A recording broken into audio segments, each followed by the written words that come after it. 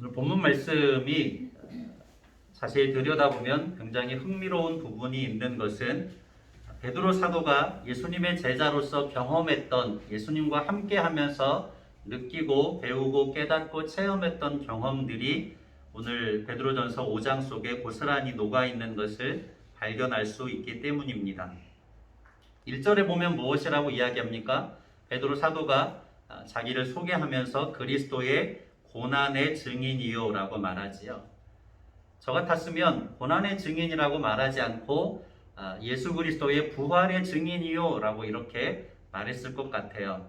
왜냐하면 고난의 증인이요 라고 말하는 순간에 베드로 사도는 자기가 결코 떠올리고 싶지 않은 부끄러운 지난날의 과거를 떠올려야 했을 것이기 때문입니다. 예수님이 붙잡혀간 그 순간에 너도 갈릴리 사람이 아니냐라고 하는 한 여인의 소녀의 물음에 나는 갈릴리 사람과 함께 있지 않았다. 나는 네가 무슨 말을 하고 있는지 도무지 모르겠다라고 부정하지요. 두 번째 물음을 들었을 때는 무엇이라고 이야기합니까? 맹세하고 부인하면서까지 나는 그를 모른다. 나는 그 사람을 모른다라고 더 강력하게 부인하지요. 마지막 물음을 들었을 때는 무엇이라고까지 이야기합니까? 마태복음 26장 74절에 보면 그가 저주하며 맹세하여 이르되 라고 말하죠.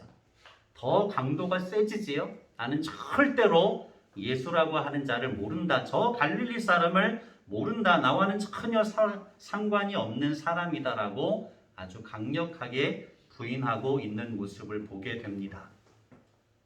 그가 돌이켜 회개했지만 순간순간 이때의 기억들이 떠오를 때마다 베드로 사도는 어디라도 숨고 싶은 마음이 들었을 것이 분명합니다.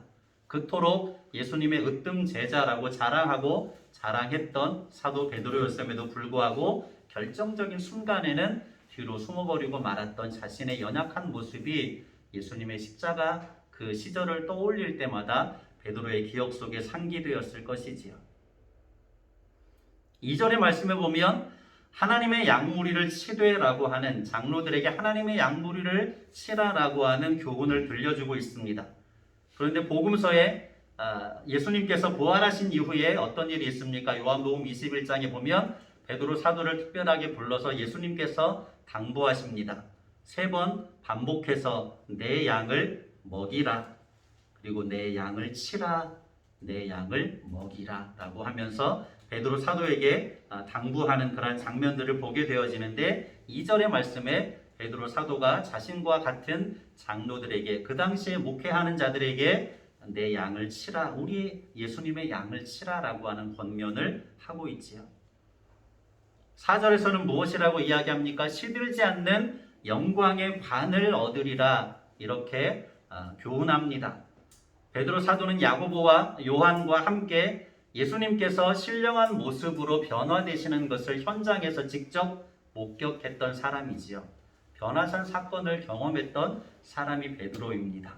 그 변화산에서 어떤 광경을 목격합니까? 예수님의 얼굴이 광채로 빛나고 그의 몸이 흰옷을 입은 것처럼 밝게 빛나는 모습을 봅니다. 그 장면이 얼마나 좋았던지 예수님 내가 이곳에 모세를 위하여 엘리야를 위하여 예수님을 위하여 초막 셋을 짓고 언제까지나 살고 싶습니다 라고 말할 만큼 변화산상에서 변화되신 그 예수님의 모습을 신비롭게 경험했던, 그 영광스러운 모습을 경험했던 베드로 사도였지요. 그래서 4절의 말씀에 이 말을 하는 베드로 사도는 자신의 경험을 통하여서 믿음 안에서 얻게 되어질 영광이 얼마나 아름다운 것인지를 그의 마음속에 기억하면서 권면할 수 있었을 것입니다. 시들지 아니하는 영광의 관을 얻게 될 것입니다. 또 무엇이라고 이야기하죠? 8절의 말씀에는 우는 사자와 같이 삼킬자를 찾는 사단 마귀에 대해서 묘사하고 있지요. 이것도 베드로 사도의 기억 속에는 생생한 기억이 하나 있는데, 마태복음 16장 21절에 보면 예수님께서 처음으로 이제 십자가 사건을 말씀하십니다. 내가 너희를 떠나게 될 것이고 십자가의 고난을 받게 될 것이고 죽음을 맞이하게 될 것이라고 하는 가르침을 처음으로 제자들에게 가르쳤을 그 순간에 예수님께서 죽게 되실 것이라는 이야기를 들었을 때 베드로 사도가 가만히 있을 리 없죠. 무엇이라고 이야기했을까요? 안 됩니다. 주님, 절대 안 됩니다. 당신이 죽는 것을 우리는 절대로 볼 수 없습니다. 그런 일이 일어나서는 절대로 안 됩니다. 라고 강력하게, 정말로 충성스러운 마음이었겠죠. 충성스러운 마음을 가지고 그런 일이 있어서는 안 됩니다. 라고 부정하면서 예수님에게 이야기했지요. 그런데 그 순간에 베드로를 충격에 빠뜨리는 그런 꾸짖음으로 예수님께서 말씀하시죠. 한번 찾아볼까요? 마태복음 16장 23절입니다. 마태복음 16장 23절. 베드로는 충심을 다해서 예수님께서 고난 가운데 죽는 일은 절대로 생겨서는 안 됩니다. 진실된 마음이었겠지요. 그런데 그 말을 듣는 예수님께서는 베드로가 상상하지 못했던 그러한 꾸짖음으로 베드로를 책망하지요. 마태복음 16장 23절입니다. 예수께서 돌이키시며 베드로에게 이르시되 사탄아 내 뒤로 물러가라. 너는 나를 넘어지게 하는 자로다. 네가 하나님의 일을 생각하지 아니하고 도리어 사람의 일을 생각하는도다 하시고. 아멘. 그 순간에 예수님께서 말씀하시는 사탄아 내 뒤로 물러가라라고 하는 말씀을 들으면서는 정말로 충격을 받았겠지요. 그런데 그 말씀의 의미들을 시간이 지나면서 베드로 사도는 깨달을 수 있었을 것입니다. 사탄 마귀가 얼마나 교묘하게 믿음의 사람들을 넘어뜨리려고 하는지, 얼마나 강력하게 믿음의 사람들을 해치려고 하는지를 깨달았겠지요. 그 당시에는 어떻습니까? 나날이 강도가 세지는 고난과 핍박을 무기로 사탄 마귀가 흩어진 나그네들, 교회들을 향하여서 무수하게 많은 물리적인 압박을 가하고 있었지요. 그 강도가 나날이 세질 것을 베드로 사도는 충분히 알고 있었습니다. 그렇게 위기 속에 있는, 고난과 핍박 속에 있는 흩어진 나그네들, 교회와 성도들을 향하여서 베드로 전서의 마지막 부분에 사도 베드로가 아주 강력하게 권면하고 있는 말씀이 오늘 본문의 내용이지요. 이 말씀을 통하여서 저와 여러분에게 들려주시는 하나님의 음성을 듣고 깨달을 수 있는 은혜의 시간이 되시기를 예수님의 이름으로 간절히 축원합니다. 첫 번째 단락으로 보죠. 주보 내용들을 같이 보시면서 본문 말씀을 보면서 고난은 필연적인 과정인데, 흩어진 나그네들이 고난을 겪어야 될 것은 필연적인 결과들인데, 그들의 고난을 조금이라도 줄여주고 싶은, 고난당하는 교회와 성도들을 조금이라도 위로하고 싶은 사도 베드로의 마음을 읽을 수 있습니다. 그 장면이 어디에 나와 있어요? 10절 중반절에 보면 무엇이라고 이야기합니까? 잠깐 고난을 당하는 너희를 이라는 말씀을 하고 있지요. 고난이 결코 잠깐이 아니었지만 베드로 사도는 굳이 잠깐 고난을 당하는 너희를 이라고 말씀하고 있습니다. 1장 6절도 볼까요? 1장 6절에 이미 베드로 사도는 그 이야기를 했었습니다. 베드로전서 1장 6절 같이 볼까요? 그러므로 너희가 이제 여러 가지 시험으로 말미암아 잠깐 근심하게 되지 않을 수 없으나 오히려 크게 기뻐하는도다. 아멘. 잠깐 근심하게 되지 않을 수 없으나 오히려 크게 기뻐하는도다. 고난과 핍박의 현장에 그대로 노출되어 있는 교회를 향한 베드로 사도의 마음을 충분히 우리가 읽을 수 있지요. 너희가 지금 고난을 당하게 될 텐데 그것은 오래 걸리지 않을 것이다. 잠깐일 것이다. 위로하고 싶은 거죠. 그 고난의 강도를, 그 부담감을 조금이나마 줄여주고 싶은 사도의 마음을 우리는 읽어낼 수 있습니다. 그런데 어떻습니까? 그들의 고난은 잠깐에 그치는 것이 아니었습니다. 오순절 성령 강림 이후에 베드로 사도를 비롯하여서 12제자가 복음을 전하고 스데반 집사님의 순교 즈음해서 예루살렘 교회를 향한 핍박이 아주 거세집니다. 그래서 많은 그리스도인들이 흩어지게 되죠. 여러 곳으로 피난을 가게 됩니다. 그것도 고난과 핍박의 시작이었는데 그때의 고난과 핍박의 내용들은 어떻습니까?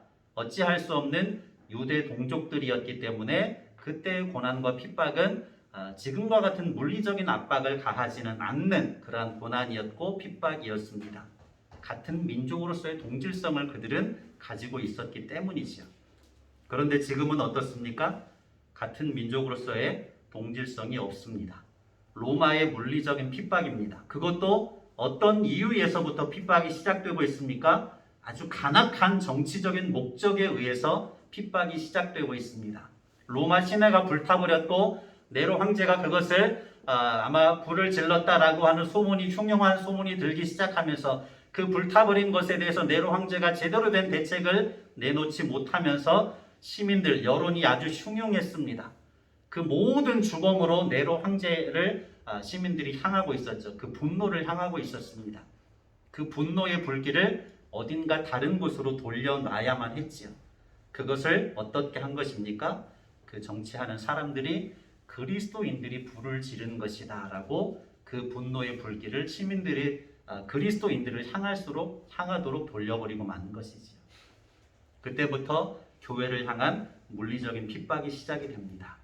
그것은 우리가 상상하는 것 이상의 물리적인 강도로 그리스도인들을 향하여서 고난과 핍박을 가하게 되어지지요.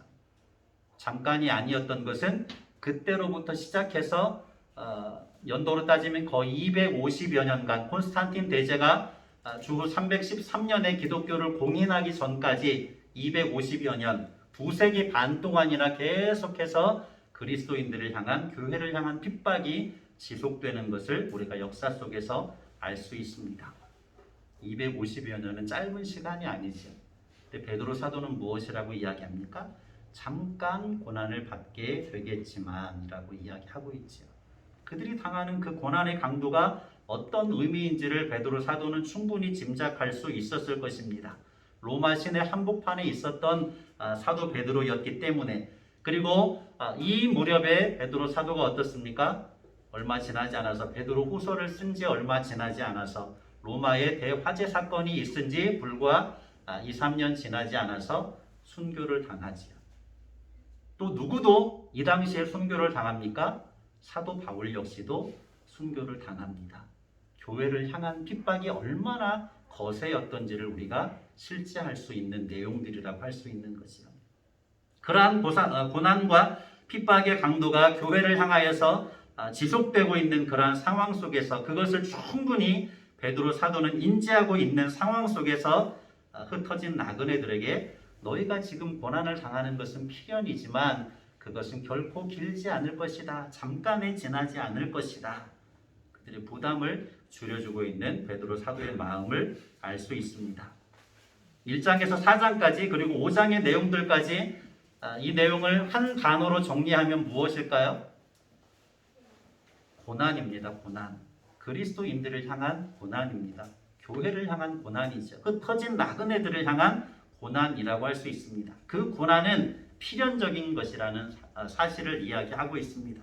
그런데 그 고난으로 인하여서 넘어지지 말고, 낙심하지 말고, 절망하지 말고, 포기하지 말고, 오히려 어떻게 하라고 하는 권면이지요? 기뻐하라라고 하는 권면입니다. 4장 19절에서는 무엇이라고 이야기했습니까? 미쁘신 창조주께 너의 영혼을 의탁하라라고 이야기하지요. 오늘 10절의 말씀을 볼까요? 10절 말씀을 같이 읽어보겠습니다. 베드로 전서 5장 10절 시작. 모든 은혜의 하나님 곧 그리스도 안에서 너희를 부르사 자기의 영원한 영광에 들어가게 하신 이가 잠깐 고난을 당한 너희를 친히 온전하게 하시며 굳건하게 하시며 강하게 하시며 혀를 견고하게 하시리라. 아멘. 한마디로 고난은 하나님께서 당신의 부르신 백성들을 영원한 영광에 들어가게 하기 위하여서 어떻게 하는 과정이라고 말씀하고 있는 것입니까? 단련하시고 훈련하시는 과정이라고 이야기하고 있는 것이지요. 1장 7절에서도 베드로 사도는 그렇게 이야기했었습니다. 1장 7절입니다. 보세요. 1장 7절 너희 믿음의 확실함은 불로 연단하여도 없어질 금보다 더 귀하여 예수 그리스도에 나타나실 때에 칭찬과 영광과 존귀를 얻게 할 것이니라. 아멘. 고난은 필연이지만 그러나 그 고난에 좌절하지 말고 낙심하지 말고 믿음을 가지고 너희들에게 주어질 영광과 존귀와 산 소망을 붙잡고 그 고난을 넉넉하게 이겨내라. 이것을 권면하고 있는 말씀이 베드로서의 말씀이라고 할 수 있지요. 또 한 가지 베드로 사도가 흩어진 나그네들을 조금이라도 위로하고 있다는 사실을 어디에서 알 수 있습니까? 성도가 누구인지, 성도에게 주어진 그 하나님의 은혜와 복이 무엇인지를 계속해서 베드로서 중간중간에 언급하고 있었지요. 우리가 보았습니다. 1장 3절에는 어떻게 말씀합니까? 하나님께서 당신의 백성들을 거듭나게 하셔서 다시 태어나게 하셔서 무엇을 갖게 하셨다고요? 산 소망을 갖게 하셨다고 이야기합니다. 1장 4절에서는 어떠한 특권을 이야기합니까? 썩지 않고 쇠하지 않고 더럽지 않는 하늘에 간직된 유업을 입게 하실 것이다 라고 하는 약속을 그들에게 들려줍니다. 1장 5절에서는 무엇을 이야기하죠? 하나님께서 능력으로 당신의 백성들을 보호해 주신다라고 약속하십니다. 2장 9절에서는 무엇을 이야기했습니까? 하나님의 백성들을 어두운 데서 불러내셔서 하나님의 기이한 빛, 하나님의 신비로운 빛으로 들어가게 하셨다라고 말씀하지요. 그리고 이어서 하나님의 백성, 성도의 신분이 무엇인지를 가르쳐 주죠. 택하신 족속이며 왕 같은 제사장이며 하나님의 소유가 된 백성이라는 사실을 그들에게 가르쳐 줍니다. 4장 13절에는 영광의 때에 예수님이 다시 오시는 그때가 되면 너희는 어떻게 하게 될 것이다? 즐거워하고 기뻐하게 하실 것이다 라고 말씀합니다. 그리고 오늘 10절에서도 하나님의 영원한 영광에 들어가게 해주실 것이다. 그러니 너희에게 현실에 닥친 그 고난으로 인하여서 낙심하지 말고 믿음으로 너희에게 주어질 영원한 영광을 소망하며 바라보며 이겨내라. 이것을 권면하고 있는 것이지요. 고난은 피할 수 없지만 고난을 감당해낸 성도들에게는 그의 합당한 영원한 영광을 예비하여 주셨다는 약속입니다. 무엇을 말하는 것이지요? 믿음으로 현재의 고난을 이겨내라. 성도의 삶을 살아가다 보면 때로는 여러 가지 많은 고난에 직면하게 됩니다. 성도이기 때문에, 교회이기 때문에, 예수님을 믿기 때문에 여러 가지 고난을 감당해야 되는 과정들이 있지요. 8절에서는 그것을 베드로 사도가 무엇이라고 이야기합니까? 사단이 우는 사자와 같이 두루다니면서 삼킬 자를 찾는다라고 이야기하죠. 동물의 왕국 가운데 이런 그 프로그램을 보시면 어떻습니까? 사자가 저 앞에 많은 사슴이나 이런 그 떼들이 연약한 초식 동물들이 지나가는 것을 이 숲을 있는 곳에서 가만히 웅크리고 앉아 있죠. 그러다가 정말로 약한 새끼나 이렇게 몸이 불편한 애를 하나 보면 어떻게 해요? 달려가서 쏜살같이 달려가서 그것을 목을 확 물어버리지요. 그러면 어쩔 수 없이 사자의 밥이 되는 것을 보게 됩니다. 사단 마귀가 연약한 믿음의 사람들을 넘어뜨리기 위하여서 우는 사자와 같이 삼킬 자를 찾는다는 거죠. 그 당시에 흩어진 나그네들 교회를 향하여서 고난과 핍박이라고 하는 무기를 가지고 교회를 무너뜨리려고 했던 것이 그 당시에 베드로 사도가 경험하고 있는 그런 사단 마귀의 강력한 무력이었습니다. 그것을 믿음을 가지고 이겨낼 것을 넉넉하게 이겨낼 것을 영적 전장의 삶이지만 전혀 무서워할 필요 없다. 왜냐하면 하나님께서 우리와 함께 하시기 때문이다. 우리에게는 영원한 영광의 산 소망이 주어져 있기 때문이다. 그러니 흔들림이 없이 믿음을 굳게 지켜나가라 라고 하는 믿음의 권면을 하고 있습니다. 저와 여러분의 신앙의 삶 속에서도 때로는 여러 가지 고난이 있을지라도 적당한 긴장감만을 가지고 있다라고 하면 어떠한 고난의 과정도 저와 여러분은 넉넉하게 이겨나갈 수 있을 줄로 믿습니다. 하나님 나라를 확신하고 소망하면서 그 영광과 존귀와 기쁨을 소망하고 누리면서 현재의 삶을 승리하는 삶으로 이루어 가시기를 예수님의 이름으로 간절히 축복합니다. 두 번째 단락은 무엇입니까? 1절에서 4절까지 말씀은 장로들에게 주는 교훈이지요. 그 당시에 목회자들이라고 할 수 있고 범위를 좀 더 넓히면 직분자들, 신앙의 연수가 좀 있는 사람들이라고 할 수 있습니다. 그들에게 베드로 사도가 주는 교훈은 약무리들의 본이 되어라, 모범이 되어라 라고 하는 것을 이야기하고 있습니다. 더러운 이익을 탐하지 말고 하나님의 뜻을 따라서 약무리의 본이 되는 그 영적인 지도자가 되어라. 그것이 1절에서 4절까지의 교훈이지요. 5절에서 7절까지는 젊은 성도들을 향한 교훈입니다. 한마디로 이야기하면 장로들에게 순종하라, 영적인 지도자들에게 순종하라, 또 직분자들에게 믿음의 연수가 있는 성도들에게 같이 순종하고 협력하라라고 하는 교훈을 하고 있습니다. 모든 염려들은 주님께 맡겨버리고 함께 순종하고 협력하라. 그리고 장로들과 또 젊은 성도들 모든 교회에게 한 가지 주는 교훈이 있는데 그것이 무엇입니까? 장로들과 젊은 자들에게 동시에 주고 있는 교훈은 겸손이지요. 무엇이라고 이야기하지요? 겸손으로 허리를 동이라. 겸손으로 허리를 동이라 라고 하는 강력한 권면을 하고 있습니다.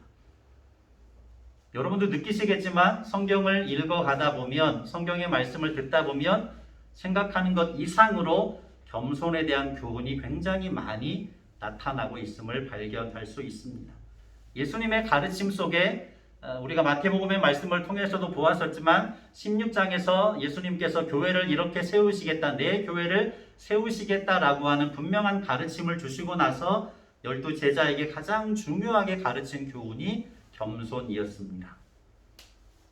어거스틴을 통하여서도 우리가 들었던 것처럼 첫째도 겸손, 둘째도 겸손, 셋째도 겸손. 그것은 서로와 서로를 향하여서 모두에게 다 교회 공동체 안에 있는 모든 성도들에게 동일하게 주고 있는 교훈이라고 할 수 있지요. 너희 마음의 허리를 동이고 근신하라. 1장 13절을 한번 찾아볼까요? 1장 13절. 이미 사도 베드로가 한번 교훈했던 내용들이 오늘 마지막 결론적인 부분에서 다시 반복되고 있는데 1장 13절에서는 무엇이라고 이야기했습니까? 같이 읽어볼까요? 1장 13절. 그러므로 너희 마음의 허리를 동이고 근신하여 예수 그리스도께서 나타나실 때에 너희에게 가져다 주실 은혜를 온전히 바랄지어다. 마음의 허리를 동여라.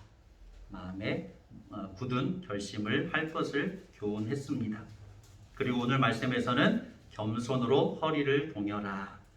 이 말씀의 내용들을 다시 묵상하기 위해서 5절, 6절을 보고 예수님께서 가르쳐 주신 겸손과 같이 비교해서 내용들을 살펴볼 텐데 본문 5절, 6절을 먼저 봅니다. 베드로전서 5장 5절, 6절 시작. 젊은 자들아 이와 같이 장로들에게 순종하고 다 서로 겸손으로 허리를 동이라. 하나님은 교만한 자를 대적하시되 겸손한 자들에게는 은혜를 주시느니라. 그러므로 하나님의 능하신 손 아래에서 겸손하라. 때가 되면 너희를 높이시리라. 아멘. 하나님은 교만한 자를 대적하시고 겸손한 자에게 은혜를 베푸신다. 많이 들어보았지? 이 말씀은 잠언서의 인용입니다. 잠언 3장 34절의 말씀을 인용한 것이지요. 하나님께서는 교만한 자를 대적하시고 겸손한 자에게 은혜를 베푸신다. 여러분, 사도 베드로가 겸손한 사람이었을까요? 교만한 사람이었을까요? 사도 베드로가 은근히 교만함이 있었던 사람이었습니다. 어느 장면에서 그것을 결정적으로 발견할 수 있습니까? 마태복음 26장 33절을 찾아보겠습니다. 마태복음 26장 33절.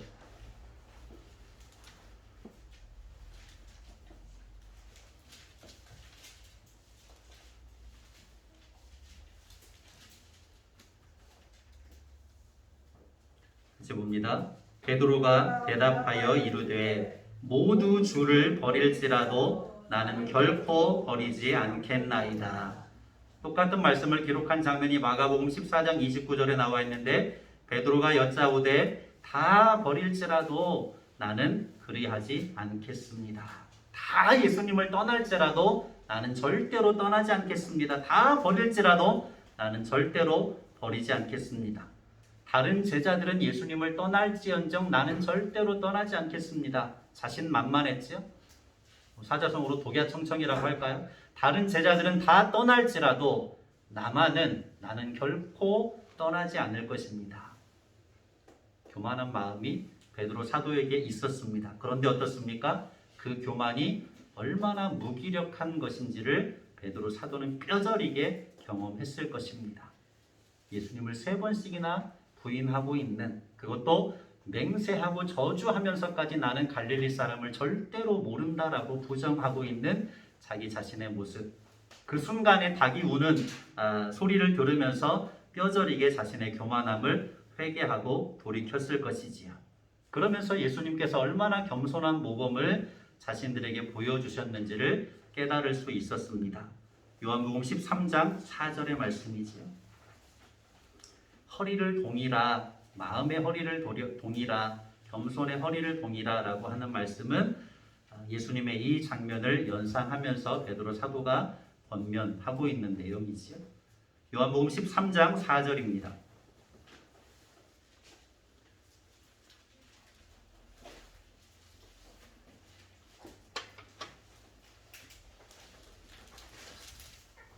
요한복음 13장 4절 같이 볼까요? 저녁 잡수시던 자리에서 일어나 겉옷을 벗고 수건을 가져다가 허리에 두르시고. 아멘. 수건으로 허리를 두르셨습니다. 겸손으로 허리를 두르신 것이지요. 14절도 볼까요? 요한복음 13장 14절. 내가 주와 선생이 되어 너희 발을 씻었으니 너희도 서로 발을 씻어주는 것이 옳으니라. 아멘. 당시의 사회와 문화에서 주와 선생된 자가 종의 발을 씻어주는 것, 제자의 발을 씻어주는 것은 있을 수 없는 일이었습니다.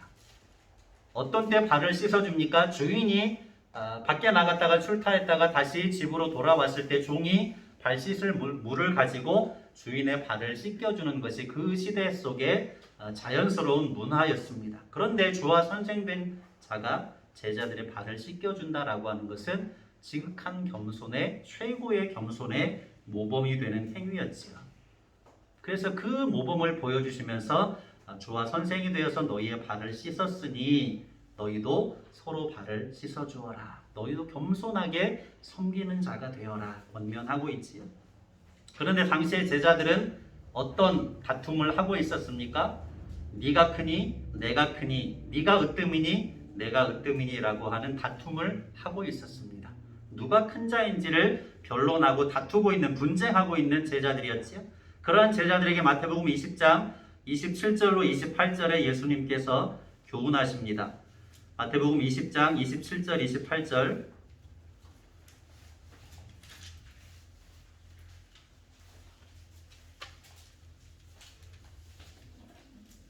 마태복음 20장 27절 28절 같이요. 너희 중에 누구든지 으뜸이 되고자 하는 자는 너희의 종이 되어야 하리라. 인자가 온 것은 섬김을 받으려 함이 아니라 도리어 섬기려 하고 자기 목숨을 많은 사람의 대속물로 주려 함이니라. 아멘. 으뜸이 되고자 하면 종이 되어야 한다. 내가 온 것은 섬김을 받기 위해서가 아니라 섬기려 하는 것이고 오히려 내 생명을 많은 사람을 위한 대속물로 주려는 것이다 가르치지요. 누가복음 14장에는 잔치자리에 대한 교훈이 있습니다. 그 잔치자리에는 유대 문화에서 상석이 있고 하석이 있습니다. 그 차례대로 배열이 되어 있는 거죠. 예수님께서 제자들에게 무엇이라고 가르칩니까? 절대로 처음부터 상석에 가서 앉지 말아라. 차라리 처음에는 끝자리에 가장 하석에 가서 앉아라 라고 이야기하죠. 찾아볼까요? 누가복음 14장 9절로 11절입니다. 누가복음 14장 9절로 11절의 말씀이지요.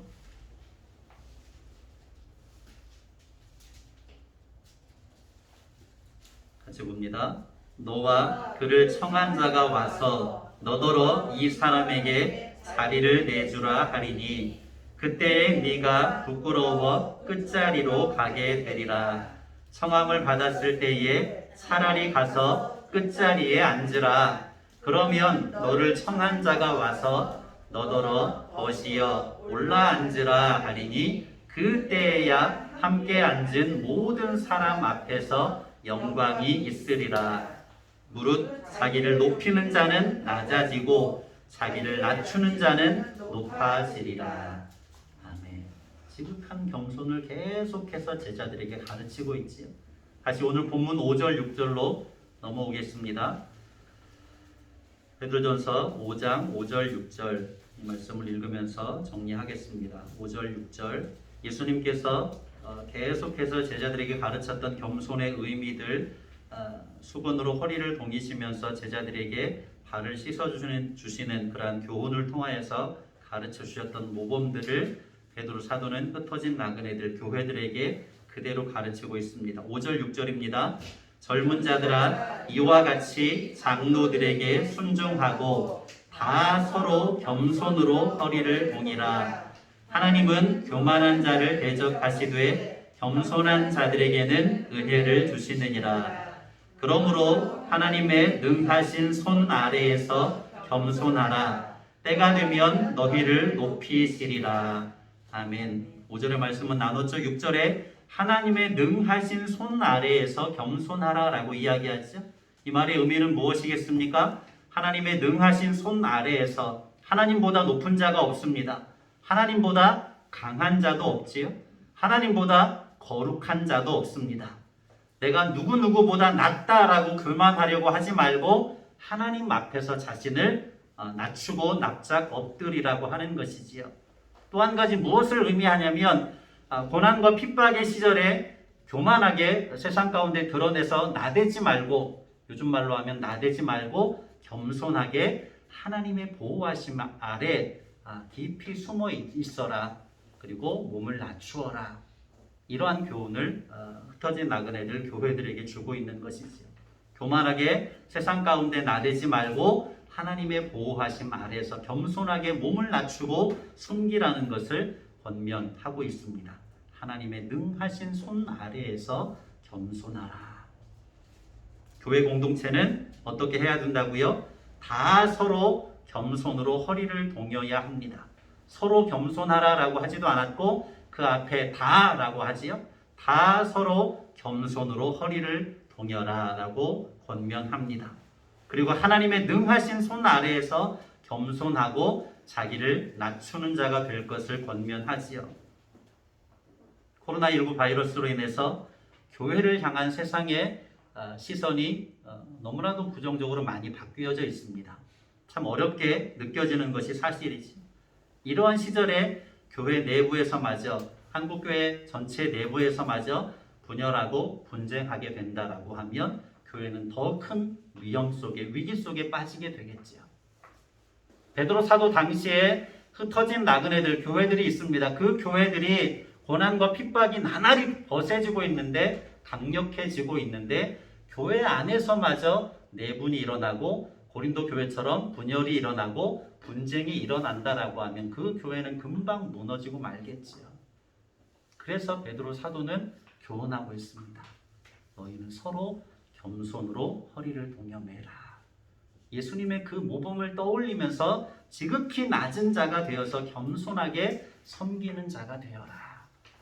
교회를 향한 핍박이 나날이 거세지고 있는 상황 속에서 잘났다고 나대지 말고 겸손하게 하나님의 보호하심 아래 머리를 숙여라, 허리를 숙여라, 몸을 낮추어라. 이와 같은 권면을 던지고 있습니다. 고난의 시절을 지나는 저와 여러분 역시, 한국 교회 역시 이와 같은 교훈을 들어야 할 줄로 믿습니다. 겸손하게, 교회 안에서도 겸손해야 될 것이고 교회 밖에서도 겸손해야 됩니다. 세상을 향해서도 내가 그리스도인이기 때문에 내가 이러이러하다라고 하는 것을 자랑하기 이전에 더욱더 겸손하게 낮아져서 섬기는 자가 되어야 합니다. 교회를 향한 지나친 언론의 과장 보도가 있었다라고 불평하고 부정적인 시선으로 사람들에게 항변하기 이전에 우리가 그리스도인으로서의 겸손함을 서로 섬기는 모습을, 사랑의 수고를 행하는 모습을 많은 사람들에게 보여줄 수 있어야 된다는 것이지요. 그러면 때가 되면 하나님께서 높여주실 것을 약속하십니다. 10절을 같이 읽고 마치겠습니다. 10절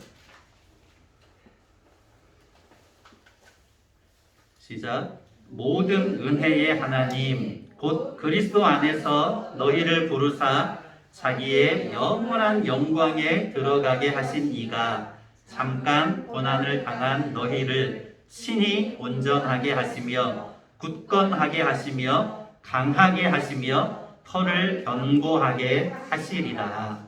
아멘. 한 번 더 읽을까요? 모든 은혜의 하나님 곧 그리스도 안에서 너희를 부르사 자기의 영원한 영광에 들어가게 하신 이가 잠깐 고난을 당한 너희를 친히 온전하게 하시며 굳건하게 하시며 강하게 하시며 터를 견고하게 하시리라. 아멘. 이 은혜의 말씀 위에 굳게 서는 한국 교회가 되고 또 우리 목양교회 공동체가 될 수 있으시기를 예수님의 이름으로 간절히 축원합니다. 고마우신 아버지 하나님 감사합니다. 오늘도 우리에게 들려주시는 하나님의 음성을 듣습니다. 너희 모두가 다 겸손으로 허리를 동여라. 교회 안에서뿐만 아니라 세상을 향하여서도 겸손하게 허리를 동일 것을 교훈해 주고 있습니다. 어려운 시절을 지나가고 있는 오늘의 세상 속에서 우리 목양교회 모든 성도들이 참으로 겸손하게 협력함으로 말미암아 세상 속에서 겸손한 자의 삶을 살아나아감으로 말미암아 다시금 우리를 높여주시는 하나님의 영광을 경험할 수 있도록 은혜 베풀어 주시옵소서.